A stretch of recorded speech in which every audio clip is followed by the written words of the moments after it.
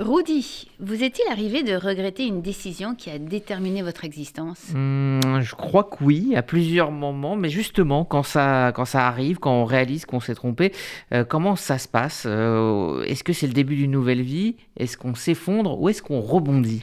Alors vous résumez parfaitement le fond du nouveau livre d'Annette Vivorca, Mes années chinoises, paru aux éditions Stock, dans lequel elle raconte son engagement de militante jusqu'au boutiste pro-chinoise.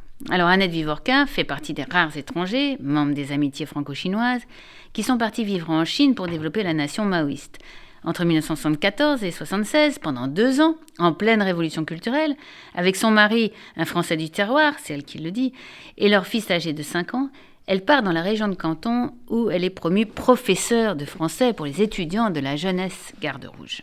Dans son livre, elle parle un peu de politique, un peu d'histoire et surtout de la manière dont elle a vécu cette expérience, son retour en France, son désarroi. Les atrocités commises par le régime maoïste étaient bien dissimulées et on se demande avec elle comment une historienne quand même, née au lendemain de la Shoah, de parents survivants juifs originaires de Pologne, dont toute la famille a été exterminée, se passionne exclusivement pour la révolution chinoise dont elle légitime la dimension totalitaire. Annette Vivorca avoue qu'elle ne s'explique pas cet aveuglement. Je crois qu'en réalité, Rudy, la réponse est dans son propre parcours.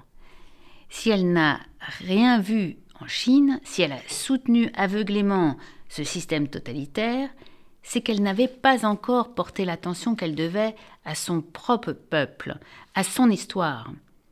Comment comprendre le monde quand on n'assume pas sa propre identité ? Alors, que se passe-t-il quand elle rentre en France et donc elle prend conscience de l'horreur qu'elle a soutenue? Est-ce qu'elle s'effondre ou est-ce qu'elle rebondit?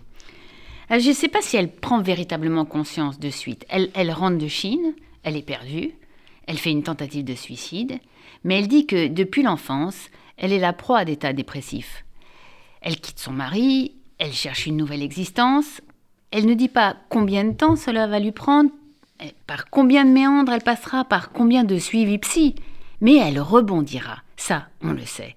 Elle reprend des études supérieures, s'intéresse sérieusement aux siens et plus précisément à la période de sa propre naissance et soutient brillamment sa thèse de doctorat en 1991 à 43 ans. Elle deviendra l'une des principales historiennes françaises spécialistes de la Shoah. Quant au fond, ce qui meut Annette Vivorca, comme ce qui meut tous les juifs de sa génération, nés en Europe, qui ont grandi sans traumatisme, dans le confort, dans la paix et la sécurité, ceux qui ont eu 20 ans en 68, c'est comment vivre après le génocide des Juifs et la disparition de leur monde. Tout compte fait, c'est en choisissant de se réaffilier, de devenir une spécialiste du monde juif du XXe siècle, qu'Annette Vivorca surmonte la douloureuse prise de conscience de son aveuglement de jeunesse. Voilà un cheminement, Rudy, un cheminement psychologique qui pourrait servir de modèle.